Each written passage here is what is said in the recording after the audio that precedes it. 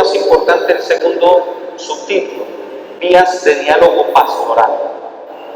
No es simplemente para hacer un juicio de valor, sino también buscar caminos de solución, vías de propuestas de diálogo. Para entrar en tema, es importante que aclaremos tres términos: ¿qué es sexo?, qué entendemos por género y qué entendemos por orientación sexual. El sexo viene entendido como unas características biológicas, genéticas, que se manifiestan externamente en la anatomía física. Y sabemos que cuando un niño va a nacer, en un gran porcentaje de la población se determina por varón y hembra. Pero simplemente, ya de entrada partimos que no tenemos un sexo, sino somos un sexo. Somos seres sexuados. Somos seres sexuados. ¿Por qué? Porque nosotros simplemente no tenemos un artificio, como decir, yo tengo un carro, sino que toda mi integridad, toda mi relación, todo lo que yo me manifiesto, todo lo que yo soy,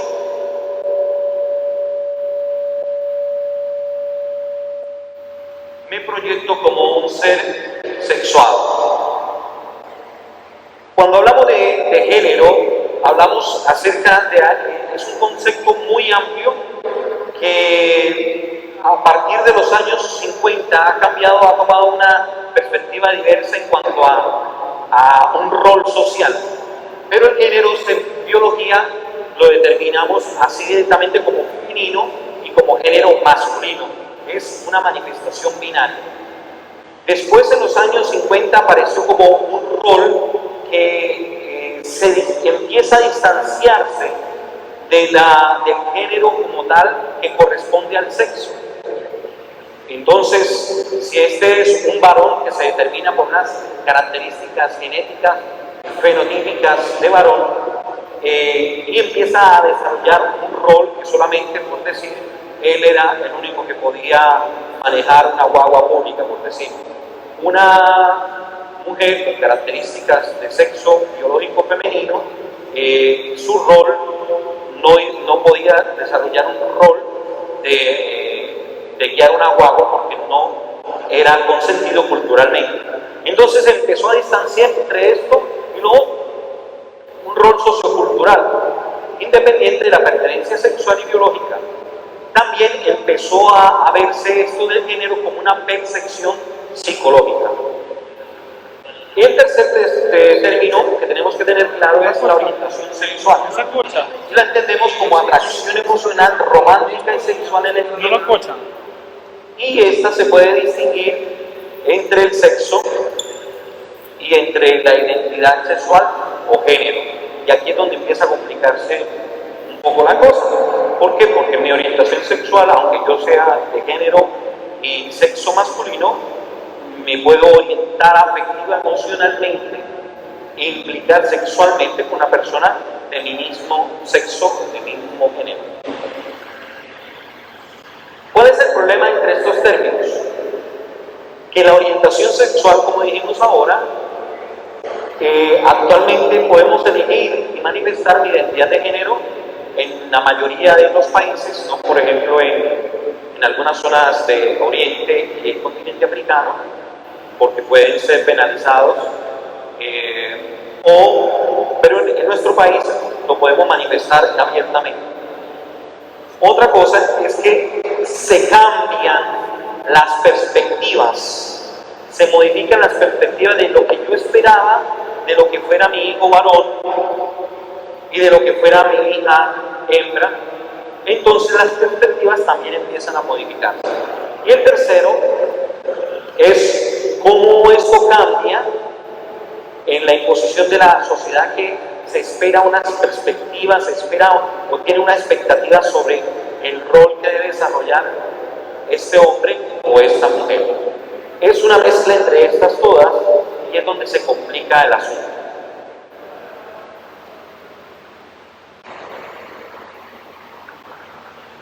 Hay un cuarto término que es importante que lo tengamos claro, que es disforia de género. Es decir, una persona que no se identifica con su sexo biológico, con su genética. Ángela Ponce, nacida en 1991, Miss Universo Femenino de Mujeres de España 2018. Se considera como transgénero, que ha pasado de un género al otro, y también transexual, cambio de sexo. Entonces, nació como varón, y aunque se hizo el cambio biológico externo de sus genitales, y transgénero, que es un término también polémico y ambiguo, si se puede aplicar, ganó en la Miss Universe España. Entonces ahí uno se pregunta, pero sigue siendo hombre, y su alma no es de hombre. Hay un alma hombre y hay un alma femenina. ¿O cómo es esa expresión de la naturaleza humana? Entonces ahí entra la otra polémica. Si usted es deportista, entonces yo que era varón y me cambio externamente como mujer y puedo participar en los campeonatos de fútbol, de soccer, de ciclismo femenino. Hay unas expresiones, porque los comités olímpicos hacen pruebas de testosterona y pruebas genéticas a las mujeres que tienen manifestaciones muy masculinas, para saber si realmente tienen la potencialidad de por qué ganan estas mujeres. Como una competidora, hace poco le tuvieron que dar un tratamiento para bajarle la producción natural biológica de su testosterona, porque iba por encima del promedio de las mujeres. ¿Eso moralmente, éticamente es correcto hacerlo? Y si ella nace como mujer realmente, son respuestas muy abiertas de polémica.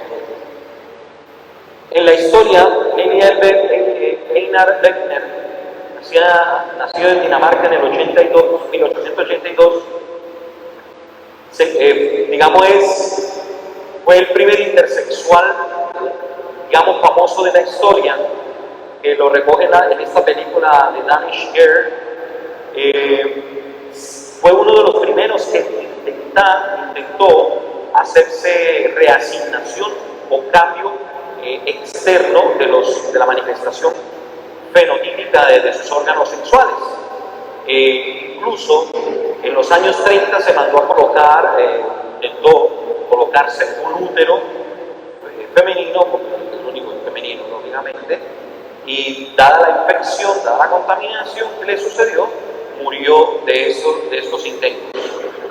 Se cree históricamente que tenía un síndrome de Klinefelter, donde hay unas manifestaciones genéticas XXY, que hay más cromosomas, que es una situación que se están investigando en estudios sobre el género, que ya vamos a hablar más adelante. Actualmente hay unos medicamentos que se están discutiendo en algunos países. Por ejemplo, en Italia fue aprobado la torterelina para tratar la disforia de género. Pero aquí está la cuestión: ¿cuándo un niño o una niña tiene la capacidad o la autonomía moral y de madurez para decidir que yo, aunque tenga órganos masculinos, creo que soy una niña?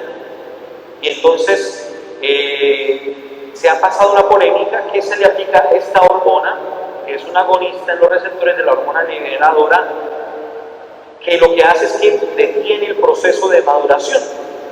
A los hombres nos cambia la voz, nos empieza a salir la barba, entonces le dan esto a los niños para que no les salga la voz y la barba, o a las niñas para que no le crezcan sus pechos o sus caderas se modifiquen, y ya llegada a una cierta edad, ellos decidan qué es lo que quieren ser. Esto es otra cosa que añade más a la polémica y al caldo de cultivo y a la confusión que tenemos hoy en día. Este medicamento se usa para síntomas de cáncer, próstata, útero, seno y frena la pubertad. Es un medicamento reversible y está la polémica porque se acusa que la disforia de género causa en algunos jóvenes anorexia, problemas psicológicos. Entonces allí es donde entra el campo del conflicto. El tratamiento, por ejemplo, en Italia está en 1.152 euros. Entonces, cuando una familia realmente se encuentra con ese dilema, ¿qué vamos a hacer? ¿Cómo lo afrontamos de un modo químico este problema, un modo médico, un modo espiritual, un modo psicológico? ¿Cómo lo afrontamos?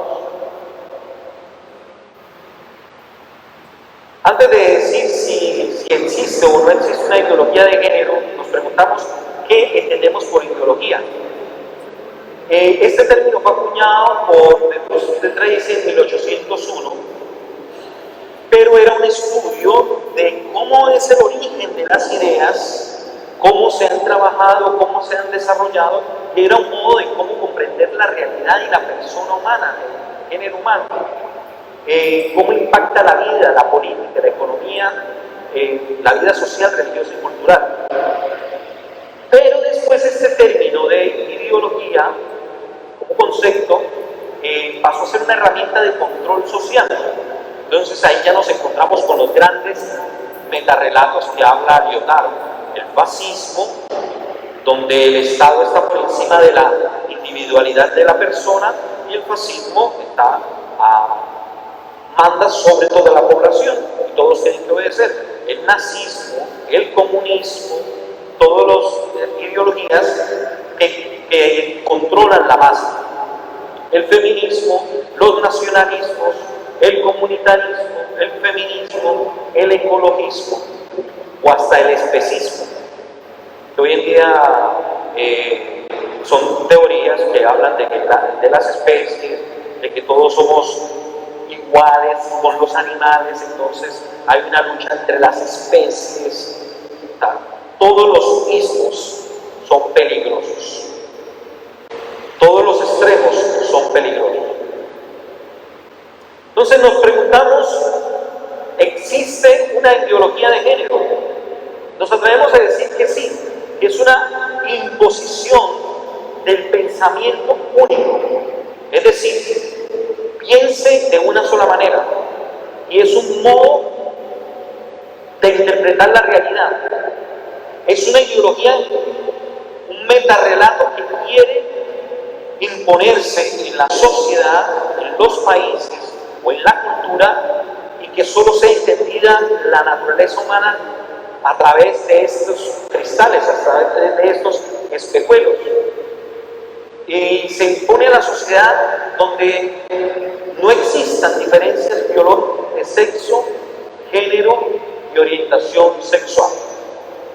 Es decir, que aunque yo sea de sexo masculino y mi manifestación sea masculina, eso no me impida de que yo me considere una mujer o que yo me considere, qué sé yo, después podrá ser una especie de gato o otra cosa, un animal o una gárgola o un fantasma, así, y que mi orientación no interfiera con esto, donde esto no corresponda lo uno con lo otro. Esa es la imposición de la ideología de género, donde se afecta la persona, la familia y la sociedad. Ya veremos el porqué. La ideología de género se monta sobre un binario, sobre unos relatos o metarrelatos, y entre las cuales yo traigo un ejemplo, que es el feminismo de género. ¿Qué es lo que busca el feminismo de género? Que haya una equidad entre los géneros. Y uno dice, pues no está mal. ¿Por qué? Porque si tú te ganas 1,000 pesos por hacer este trabajo y tú te ganas 200 pesos por ser mujer, uno dice, pero ¿quién está en contra de eso? y vamos a hacer una campaña publicitaria para que por pobrecita ella, porque miren, sacamos una foto y hacemos toda una manifestación de por qué ella le pagan 200 pesos y a él por ser varón le dan 1000 pesos. Entonces, ¿quién no desea el gender equity, la equidad de los géneros? De tal manera esa presión social bajaría una guerra de los sexos. Me acuerdo en Venezuela hace algunos años había un programa que se llamaba La Guerra de los Sexos. Entonces esa eran los hombres contra las mujeres a pelear, pero era una manera de interpretar la sociedad que ya se estaba luchando, ¿no? Y sobre todo desde los años 50 para acá. Y entonces detrás de la ideología de género hay una reivindicación de unas minorías. Y unas minorías, tú coges unas minorías, haces un marketing, extralimitas con unos casos particulares, y entonces yo me manifiesto como el líder de esa reivindicación. Todos contra el abuso de las mujeres que ganan $200, 200 pesos, y entonces todas las mujeres que ganan 200 pesos se van a venir conmigo porque vamos a luchar y vamos a reivindicar eso y vamos a protestar allá. Yo me hago líder y así se hacen los grandes líderes sociales. Y no solamente para la ideología de género, para la política. Si un político sabe leer cuál es el resentimiento de un pueblo, si un líder sabe cuáles son las necesidades de un pueblo, sabe encauzar esa rabia, esas frustraciones o esa desilusión. Y detrás de esto está toda una reivindicación de unas minorías que se han sentido desplazadas.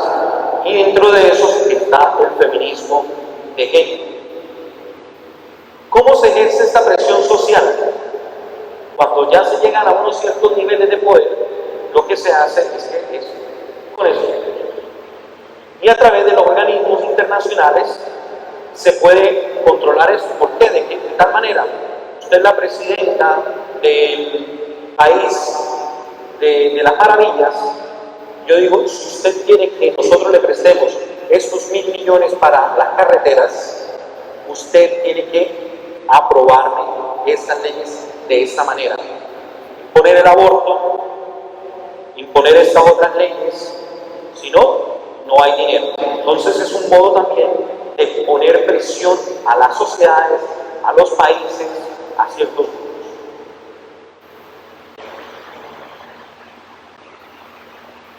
Las raíces de la ideología de género y el feminismo de género hay muchas. Se habla mucho del método del marxismo, ¿no?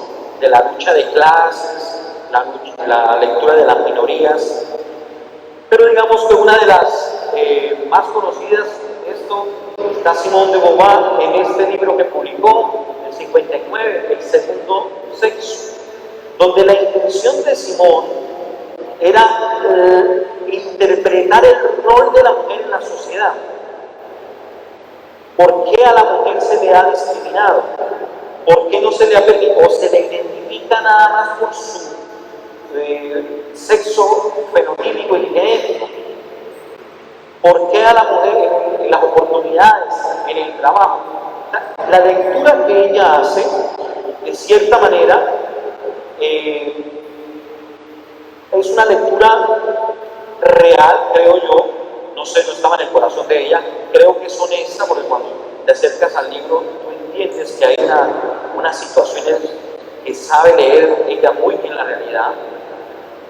Pero de allí dice una cosa: la mujer no nace como tal, sino que llega a ser. Pensemos en esta frase: la mujer no nace como tal, sino que llega a ser. Si yo le pregunto a una mujer aquí, usted no nace mujer, usted llega a ser mujer. Pero ¿cómo así? Yo creo que soy mujer porque nací con mis órganos como mujer. Y yo llego a ser mujer, pero ¿de qué manera? preguntarse, ¿será porque si me casé soy mujer? ¿Porque hablo como mujer? ¿Soy mujer porque me he visto como mujer? ¿Qué es lo que me hace a mí mujer?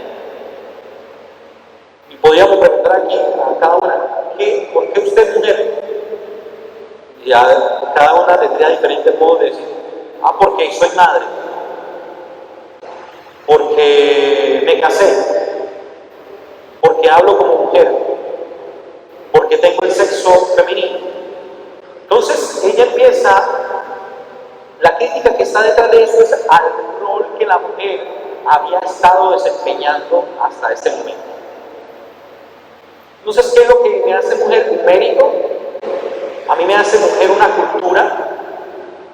Entonces ella, de ahí, a partir de ahí, muchos ideólogos empiezan a desvincular la cuestión del rol femenino, un rol masculino, con la identidad biológica del hombre y de la mujer. Un poco más del texto, la mujer no nace como tal, sino que llega a serlo. No existe una naturaleza femenina y las características específicas de la mujer son una construcción social, empezando por la maternidad. Entonces, en esos tiempos aparecen las teorías del constructivismo y del desconstructivismo, que la cultura ha construido, y si esto es algo construido, no es algo biológico, yo puedo desconstruir ese concepto, ese rol. Siempre se había dicho que la mujer es para que críe los hijos y se quede en la casa. Eso es una construcción social. Entonces, toda la mujer a la calle, qué cuento de niños, qué cuento de bebé, vamos todas a la calle. Y ahí empieza a manifestarse el descontento. Se lee un caldo de cultivo. Un caldo de cultivo. Es la civilización la que elabora este producto intermedio entre el macho y el eunuco, calificada como femenina. O sea que el concepto de feminidad viene a ser impuesto. ¿Quién dijo que la mujer determina, yo soy mujer porque tengo el cabello corto? O porque me echo, o me pongo el pintalabios, o me pongo pantallas. ¿Qué me hace a mí? ¿Mis órganos sexuales? ¿O el rol cultural? ¿O cómo los otros me perciben? Es un conflicto, ¿no?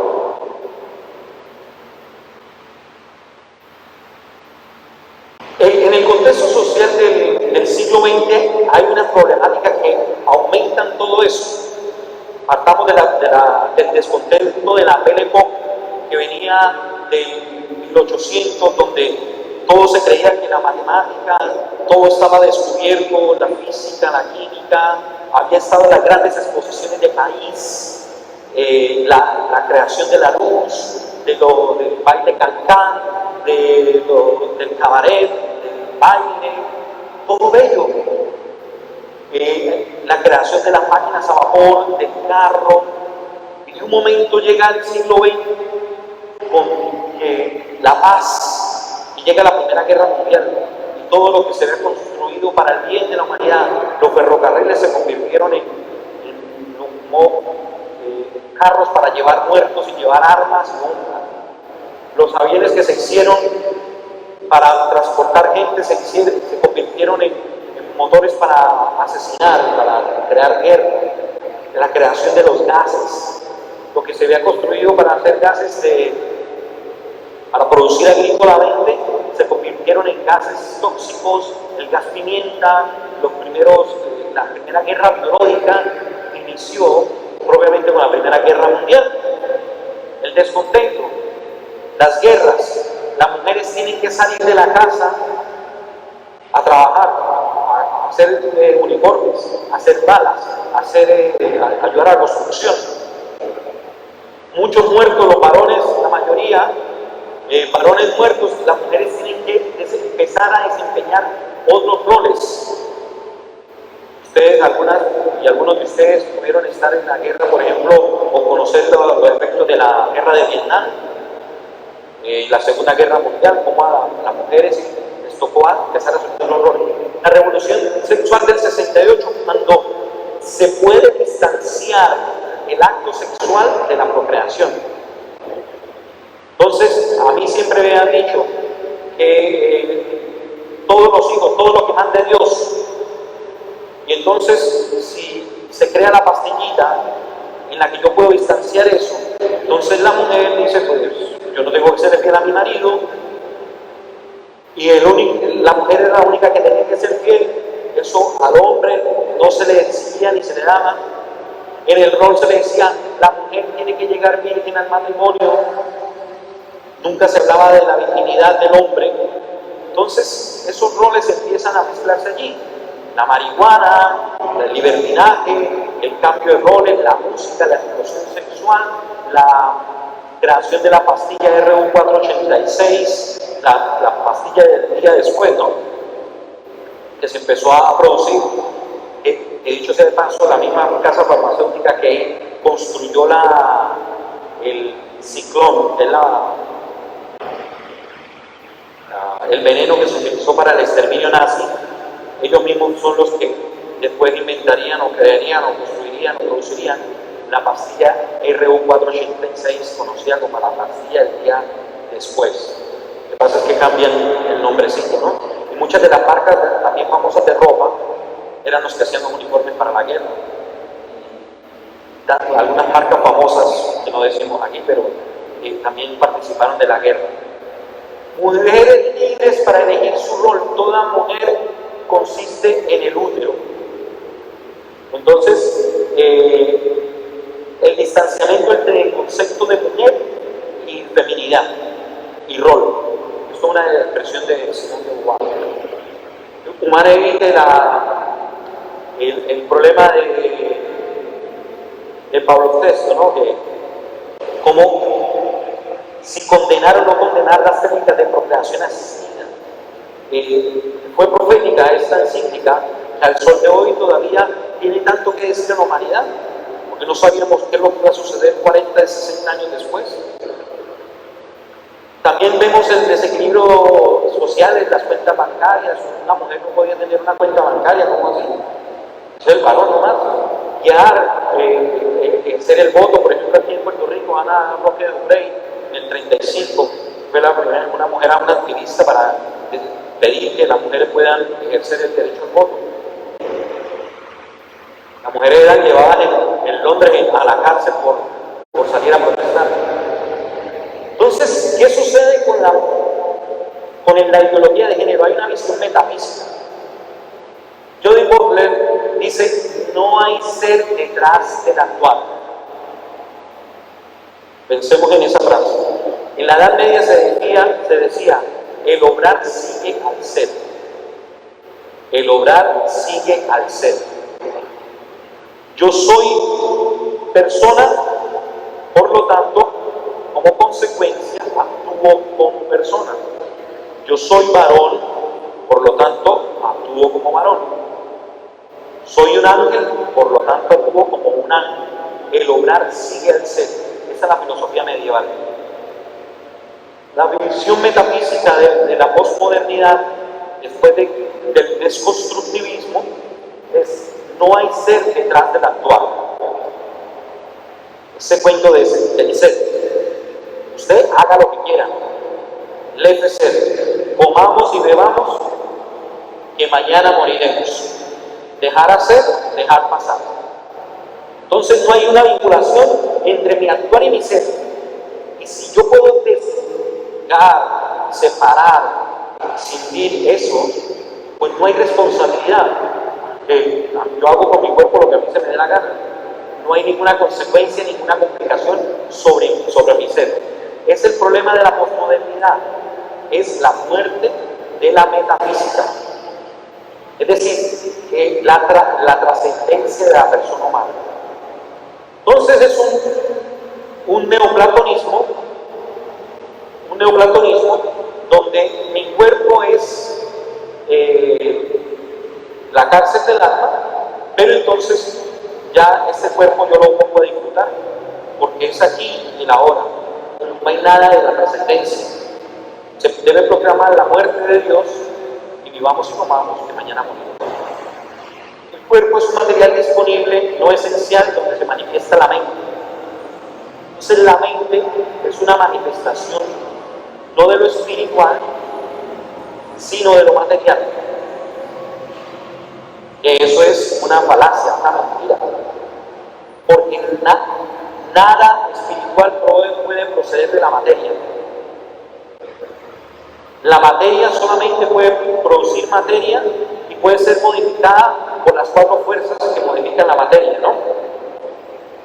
La electromagnética, la gravitacional, la nuclear fuerte y nuclear débil. La materia solo puede producir materia y puede ser modificada por una de esas 4 fuerzas de la naturaleza. Un pensamiento, un deseo, un sentimiento, lo espiritual, un poema, una canción no puede ser explicado por nada, ninguna de esas 4 fuerzas. Entonces, es un engaño hablarte de que la mente es no solamente de las neuronas, sino la mente, hay unas producciones espirituales que no provienen de la materia, porque nada espiritual puede provenir de la materia. Yo determino la finalidad y el significado de mi cuerpo biológico, esa es la visión. Entonces, los caminos para liberar y separar la responsabilidad de mi cuerpo con mi espíritu o con lo que yo soy, hay varios caminos. Por ejemplo, la contracepción, el aborto, la esterilización. Otro es la reproducción artificial, con los métodos de reproducción artificial. Los vientres de alquiler. Me acuerdo cuando pasó el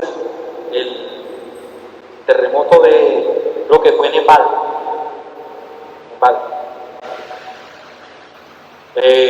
Los primeros helicópteros que llegaron a Nepal a ayudar allí, entre comillas, fueron unos helicópteros de Israel que llegaron a recoger a las mujeres que estaban embarazadas, que habían alquilado vientres de alquiler para llevárselas, para rescatar a esos niños que habían alquilado esos vientres y pertenecían a esos niños, como si fuera una cosa que tú habías comprado a algunas familias de esa región. O lo que pasó hace poco con los niños en Ucrania, allí varados en un hotel. Ustedes vieron la noticia de unos 30 o 40 niños allí en una sala. Como no podían ir los papás que habían alquilado esos vientres, los niños los tenían ahí parados. Y el dueño de la clínica de reproducción artificial dijo: no se preocupen, aquí se lo estamos guardando. Y ahí todos los niños. Tú compras un niño. La clonación, el cyborplatonismo, todas estas teorías del poshumanismo y del transhumanismo, donde yo puedo modificar mi cuerpo porque yo soy como un carro, que me cambian aquí el hígado, el corazón, que realmente me hace que sea yo. Cuando me pueden cambiar todo, incluso la criogénesis, que también se habla, neurocentrismo, reducir todo el yo a la parte neuronal, como si mi cuerpo fuera una cosa para un Joker donde yo pueda cambiar las piezas, y reduce toda mi identidad y mi personalidad a mi cerebro, que eso no es así. Los estudios sobre la diferencia sexual, física y cerebral y genética son interesantes. Por ejemplo, estos dos cerebros, A y B, son bien curiosos. El cerebro de A, que ven allí en azulito, se comunica de una manera en un solo hemisferio. De esta manera, casi no hay conexiones de izquierda a derecha o derecha a izquierda. En cambio aquí, este cerebro es de izquierda a derecha la mayoría. Este estudio se hizo para comparar los cerebros de hombres y de mujeres. Son estudios que no dicen del todo, pero explican algo de unas diferencias sexuales, al menos. ¿Cuál será el de los hombres? El de arriba.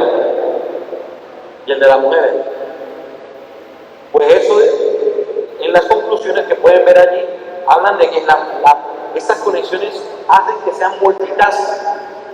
Está pensando aquí haciendo la leche, está cocinando, está pensando en el trabajo que me da. El marido que me la hizo hace 15 años, me engañó, que me la estoy preparando ahora, en el próximo año me voy a vengar, que hablan de la capacidad de multitask. Estos son estudios que se han hecho sobre esto, que nos dan indicio de que hay algo que nos hace incluso biológicamente diversos a los hombres y a las mujeres. Y que por más que yo pueda biológicamente cambiar mi exterior, yo cómo modifico mi cerebro, cómo hackeo mi cerebro, cómo hackeo mi alma, mi espíritu, mi trascendencia. ¿Afecta la ideología de género, el feminismo de género, la visión cristiana de la persona? Absolutamente. Primero, porque va en contraste contra la imagen trinitaria de cómo el hombre, Dios creó al hombre a su imagen y semejanza, varón y hembra los creó. Modifica el rol paterno y el rol materno de una manera que socava totalmente las relaciones y la incapacidad de identificarse los niños y las niñas con quién es su padre y quién es su madre. ¿Qué vienen siendo los hijos? Pues los hijos vienen siendo una cosa que yo me puedo comprar, que yo puedo mandar a recomendar con los ojos azules, con el cabello negro, una explotación económica que hay detrás de la vientre de alquiler con las mujeres, una exageración de la libertad sexual, el rechazo a la unidad, a la fidelidad y a la responsabilidad conyugal. Como yo puedo tener una pastillita, puedo tener un condón, si yo no estoy convencido o convencida de mi deseo, de mi trascendencia, de mi salvación o de mis valores, nadie se va a dar cuenta. La mutilación corpórea, que también, porque el cuerpo es un lugar objetivamente moral. El neoplatonismo dice que no, el cuerpo es una cosa ahí disponible. Y los problemas del tercer sexo, 1 sobre 5.000, 30 millones más o menos en el mundo, nacen con esa situación. Es decir, niños o niñas que al momento de nacer las manifestaciones fenotípicas no son claras. Entonces, se hacen unos estudios para que al momento de nacer se reacondicione eso, esa situación, esa anomalía. 1 sobre 5.000 en el mundo. Entonces en Alemania se dijo no, y ahora en adelante no va a ser varón y mujer, sino un tercer sexo. ¿Cómo se llamará? Tercer sexo. Y a los niños cuando crezcan ellos decidan qué quieren ser. Entonces eso es otra posibilidad polémica que se ha abierto en Alemania hace poco.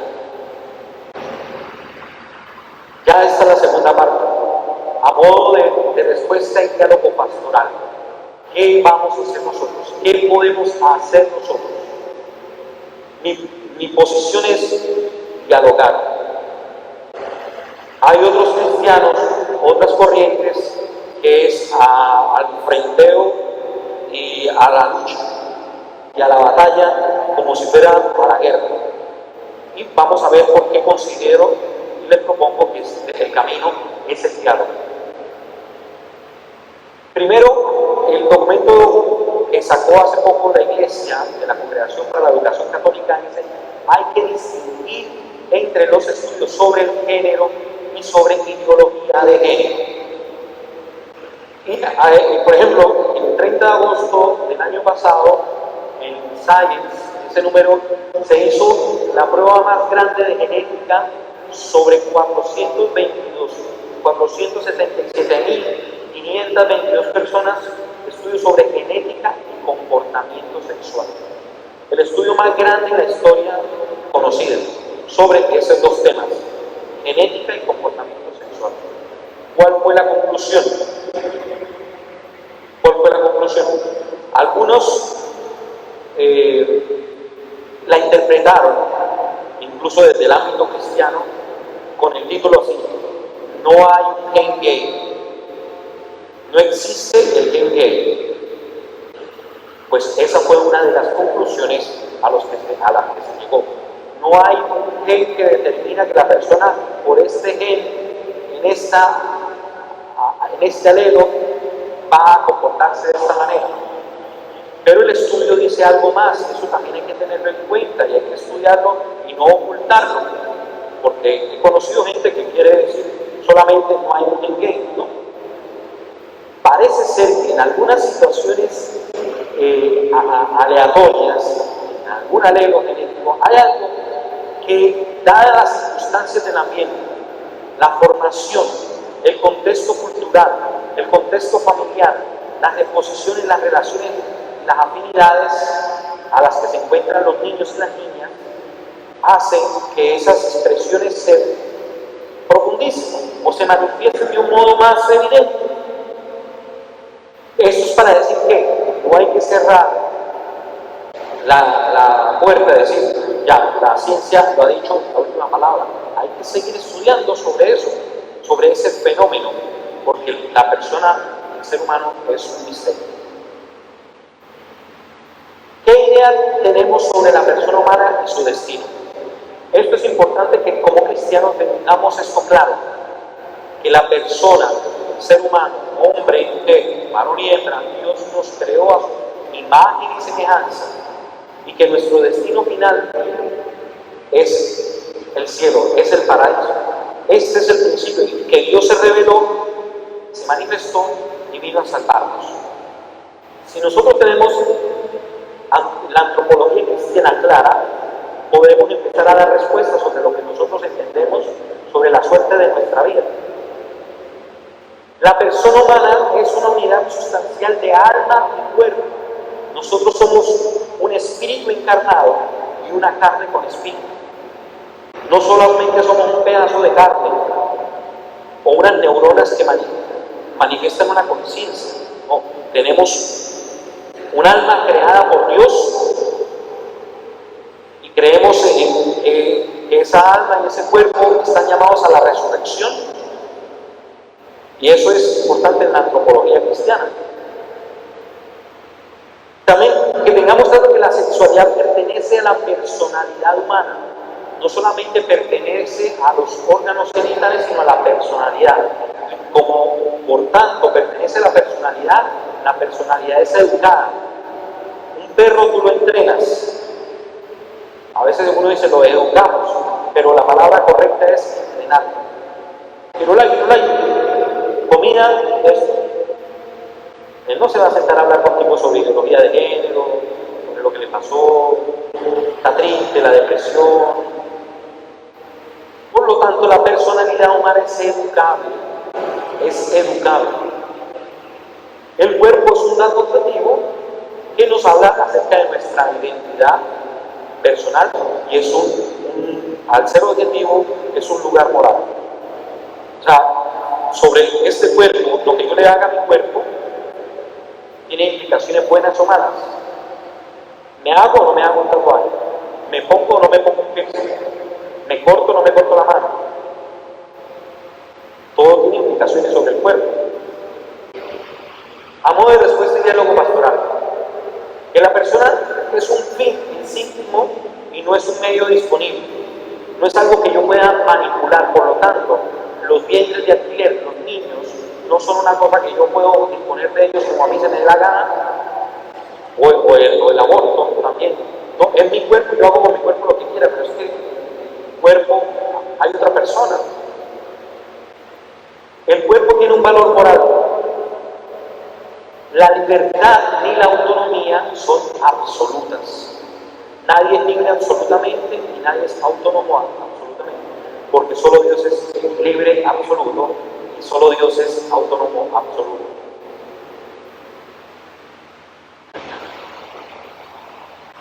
Hombre y mujer tienen la misma alma, por lo tanto tienen la misma dignidad. No son dos especies y esencias diversas. Aquí es donde quisiera hacer un paréntesis. Hace poco hubo una discusión o una propuesta entre un catedrático que habla mucho de ideología de género muy conocido en América Latina y una aspirante al Senado de Puerto Rico, del Proyecto de Dignidad. Y él decía, mire, en Puerto Rico no hablan de ideología de género, sino de perspectiva de género. Y él decía que para él eso es lo mismo. Simplemente es como un caballo de Troya disfrazado. Yo personalmente creo que no es tan así. Creo que se puede rescatar una visión de la perspectiva de género en algunos puntos. Fue una de las preguntas que hicieron en un coloquio que hubo hace algunos días en el Sagrado Corazón sobre la distinción entre ideología de género y perspectiva de género. Pero yo dije, bueno, para que podamos llamarle perspectiva de género, tiene que haber un concierto de diálogo entre todos los roles sociales y las partes sociales, todos los componentes de la sociedad, desde los padres de familia, la escuela, la vida política, las religiones, las expresiones de fe. Todos tenemos que ponernos de acuerdo, porque tú no delegarías la formación de tus hijos a otra persona, al banquero, al político o al barrendero. Todo empieza en la casa, ¿no? Entonces, cuando se habla de perspectiva de género, se podía llegar a un acuerdo, a un concierto, a un diálogo donde todos nos pongamos de acuerdo qué son las cosas que tenemos que superar en cuanto a las cuestiones del rol que desempeñan los hombres y las mujeres en la sociedad puertorriqueña. Voy a hablar un poco más de eso más adelante. Hombre y mujer, manifestación participativa y complementaria de la misma naturaleza. Hombre y mujer son complementarios. Cuando se habla de lo unitivo y lo procreativo en la fe o en la manifestación de la moral sexual, se habla de que hombre y mujer es la revelación. Dios los creó porque es la complementariedad lo que manifiesta esa naturaleza humana. La paternidad y la maternidad, no hay un rango de perfección aislada, ni el padre es lo máximo, ni la madre es lo máximo. La mujer dona la paternidad al hombre y el hombre la maternidad a la mujer. Entonces es una de las cosas que en cuanto a los roles de género tienen que ser superados. Yo por ser mujer, pues tengo que, lógicamente, se protege mucho más a la mujer, porque en cuestiones de guerra y eso, pues dice que la mujer puede reproducirse y tener un nuevo miembro. Eso hace parte como de ese behind mind prehistórico del macho que protege a la fémina. Y entonces, aunque el varón puede ser que haya la muerte de 100 hombres, pero hay 2 o 3 mujeres, se asegura la reproducción de la especie. Hay algunas teorías sobre eso. Esto no es algo ya escrito sobre piedra. Pero es para decir que los roles de la paternidad y de la maternidad no tienen que ser vistos como si fueran 2 contrarios, ni uno sobre el otro, sino eso es uno de los roles que tiene que empezar a dialogarse en cuanto a la responsabilidad y la participación en la crianza de los hijos. Por eso algunas legislaciones están cambiando eso, ¿no? Antiguamente a las mujeres era la única que se le daba la licencia por maternidad. Bueno, al papá también hay que darle licencia por maternidad. No, pero es que el papá no estuvo en la clínica. Sí, pero el papá desempeña un rol importante en la presencia y acompañamiento de esos primeros momentos de vida del niño y acompaña a la esposa. O sea, el papá no simplemente fue el que depositó una semilla allá, o como en la Edad Media se pensaba que el que daba el hijo era el papá y la mujer era como una incubadora y no tenía nada que ver con la procreación.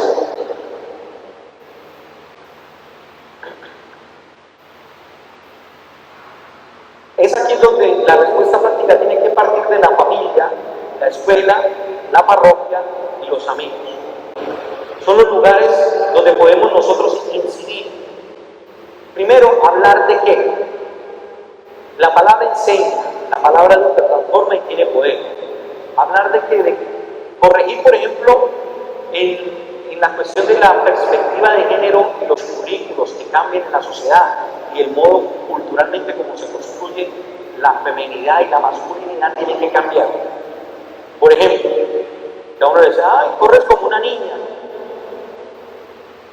Corre como una niña. O sea, las niñas corren mal. Son defectuosas como corren. Los niños, los varones no lloran, las mujeres son las únicas que lloran. Incluso se hablaba de la sexualidad. Al niño, ¿eso para quién es? Para todas las niñas. Ya se le enseñaba a ser promiscuo al niño. O sea, el niño puede estar con todas, pero la mujer con uno solo. Y eso hace parte de la construcción cultural, que son pedacitos de la cultura que tienen que irse sanando, que se tienen que ir purificando acerca de esos roles. El bullying. Eres inteligente como un hombre. Frases así. Ah, tú eres una mariquita. Hablas como niña. Te vistes como niña. Hay esa ropa para las niñas. O sea, detrás del lenguaje velado también hay algo que tiene que ser superado. Entonces, aunque no vida a lo que es la ideología de género, de cierta manera hay que estudiar los estudios sobre el género, sobre los roles. Por ejemplo, el Papa Francisco, en las intenciones para el mes de octubre, ¿qué dijo? Oramos para que las mujeres, los laicos, mujeres laicas, tengan mayor participación en los puestos de decisión de poder de la Iglesia. Eso ahorita suena wow, pero eso no lo hizo hace 20 años un Papa.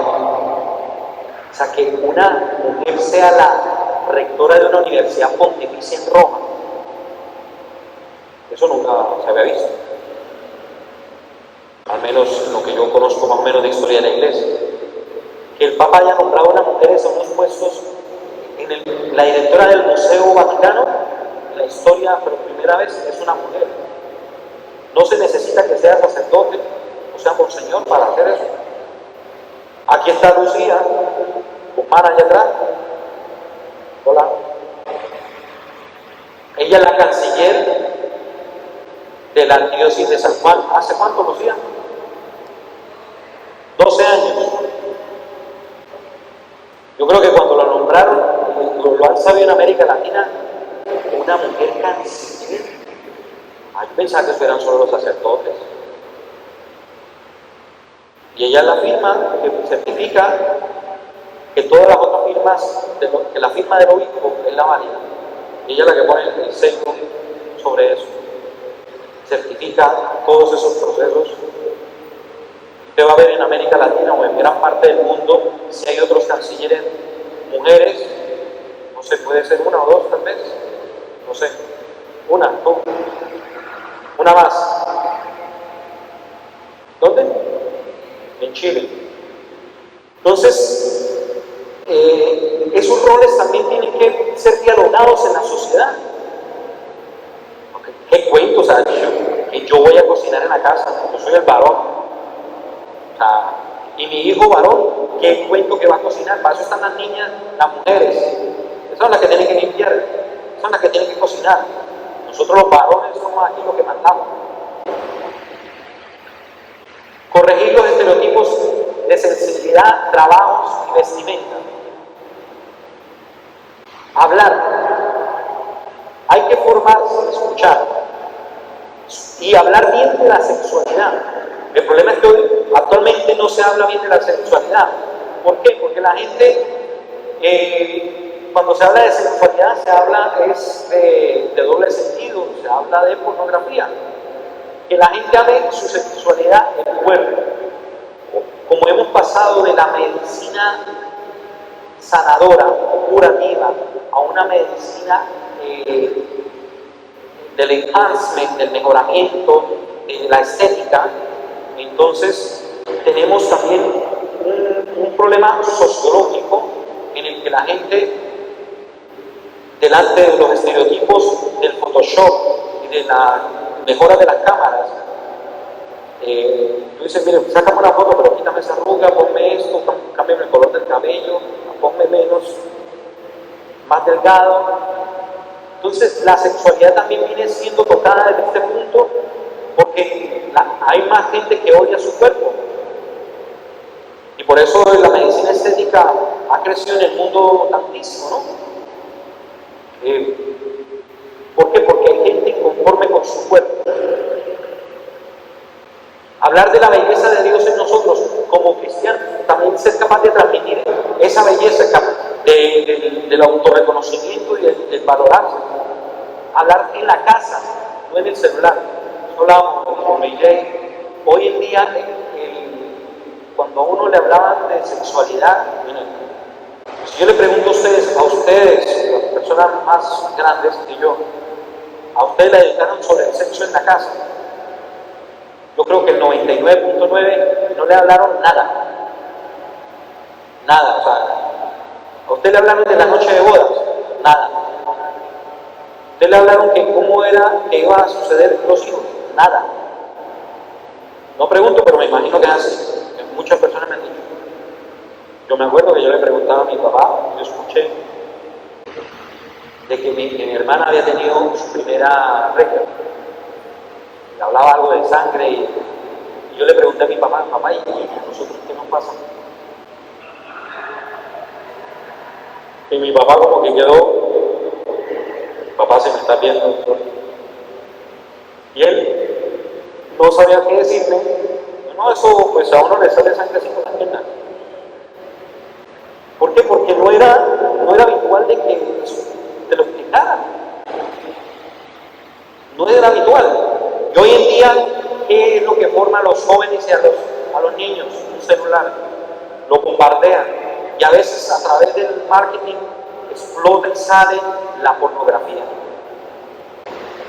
Y entonces se forman esos estereotipos basados en la pornografía que hieren la sexualidad masculina y femenina. Porque no solamente esos niños ven eso, sino los adultos también.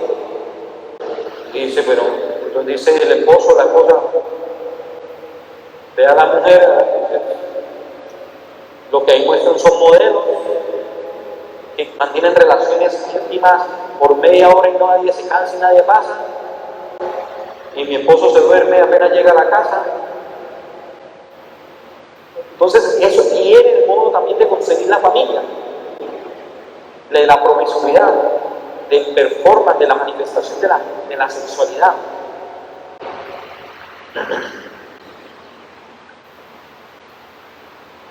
Exhibir que somos felices, la capacidad de transmitir la felicidad como familia, del noviazgo al matrimonio en el 2016 en Puerto Rico. Matrimonio en Puerto Rico en 1980, por 1000 habitantes se casaban 15.7. En el 2016, 5.6 por 1000 habitantes. La diferencia son un 10% aproximadamente. Menos personas se casan. Las mujeres se casan entre los 25 a 29 años, los hombres entre los 25 a los 34 años. Entre estos 2 años, del 2015 al 2016, hubo un calo de 2.000 matrimonios menos en Puerto Rico, de 17.000 a 15.000. Esto es cómo se casaron, por ministro, por juez, 10 por sacerdote, 10 por otros. En el 2015 hubo estos matrimonios, incluso de mujer a mujer, 165. En un año se duplicó eso, 366. Perfecto, los divorcios en Puerto Rico, lo que afecta a la familia. En el 2015, 11.877 divorcios, 4.1 por 1000 habitantes. Es decir, de 100 matrimonios, 70 se divorciaron. del 2015 al 2016. Eso es un síntoma de que algo no está andando bien. Razones: por acuerdo, por irreparable, por separación, y el 52% tienen un hijo menor de 21 años. ¿Cómo impacta esos divorcios en la vida de los niños? Eso es otro fenómeno también que tiene que ser estudiado. El calo de la tasa de la nupcialidad, mire cómo ha bajado del 8 y los divorcios se mantienen, ¿no? Los azules, los matrimonios, y el naranja, los divorcios. Esto es dato de Puerto Rico.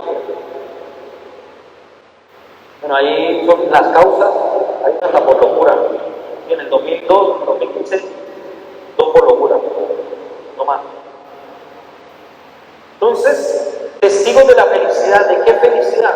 De que el mundo hoy en día, más que maestros que enseñen, que sean testigos, matrimonios cristianos capaces de manifestar y testimoniar el amor a pesar de la dificultad, a pesar del misterio del humano.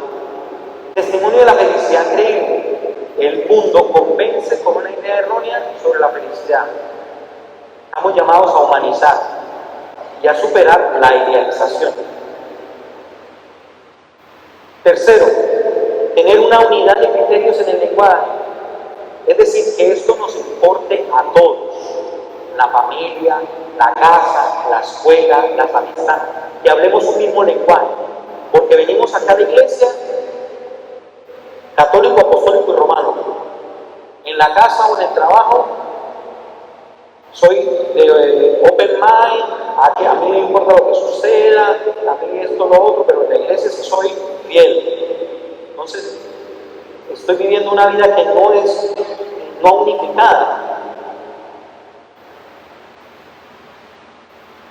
A modo de respuesta y diálogo pastoral. La imagen de Dios se manifiesta en la complementariedad del hombre y de la mujer.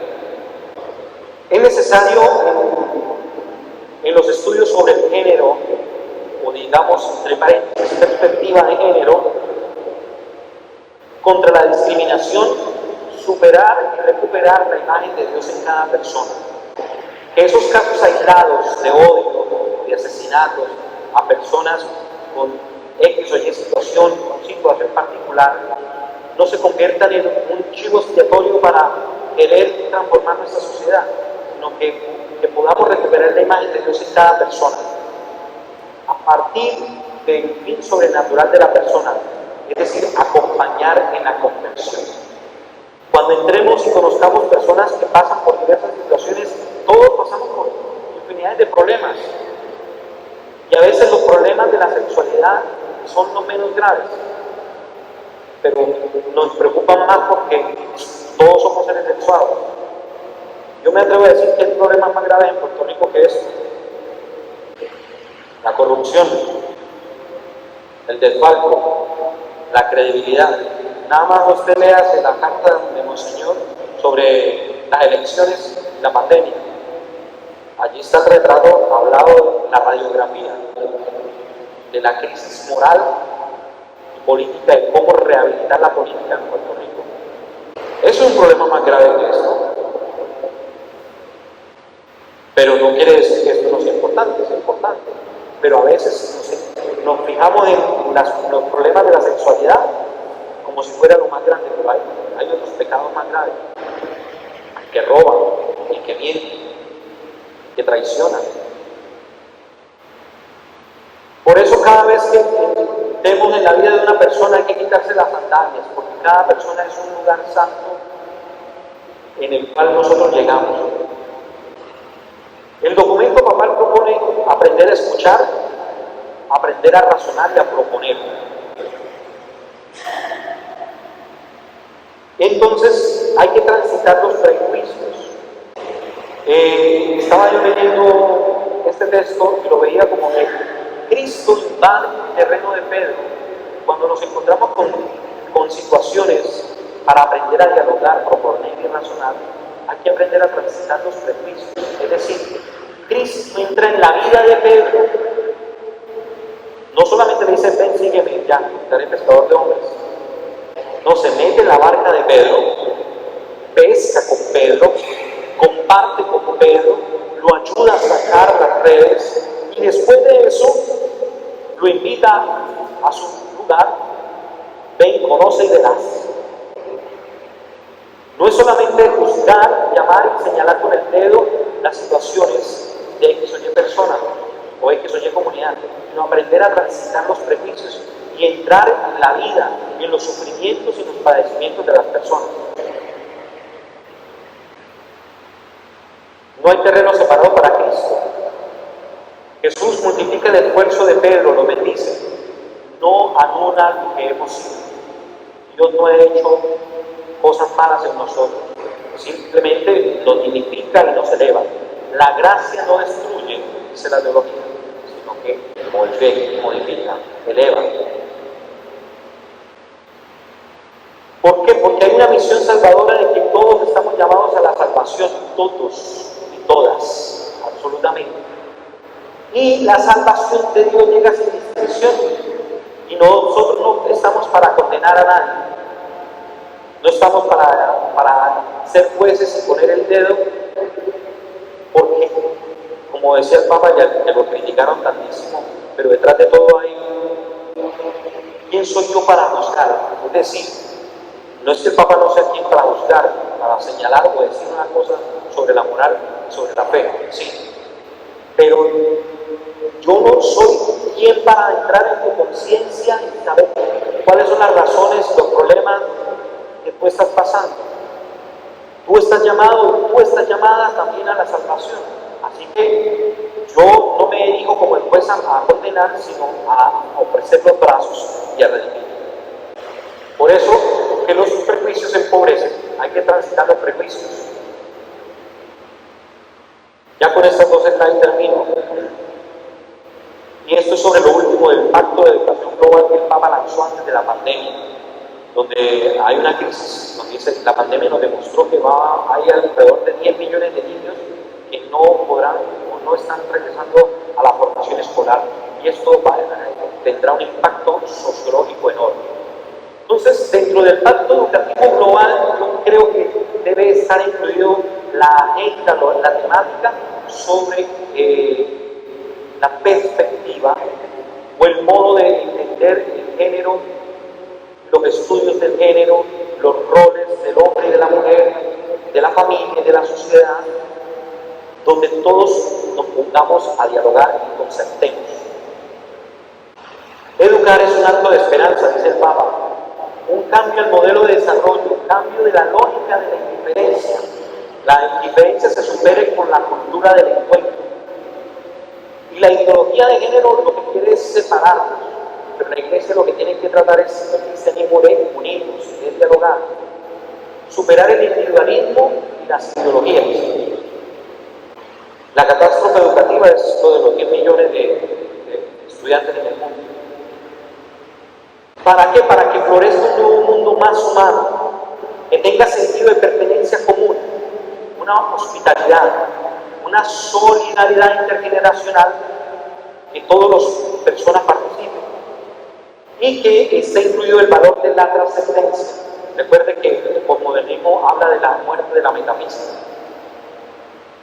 Por eso, esto tiene que comprometer a las familias, a las universidades, a las escuelas, a las religiones, a las instituciones del gobierno, la humanidad entera, para poder lograr y construir, obtener personas más maduras, superar los flagelos de la explotación sexual y laboral de los niños y niñas, las niñas esposas, la castración sexual de las mujeres, la mutilación femenina. Pero esto es un compromiso de todos. Para mí es la parte más importante de todo esto, al final de cuentas. Esto de la ideología de género se supera tratando de entrar a dialogar, a concertar. Y esto tiene que ser entre todos los actores de la familia, de la sociedad, de todos los estamentos sociales.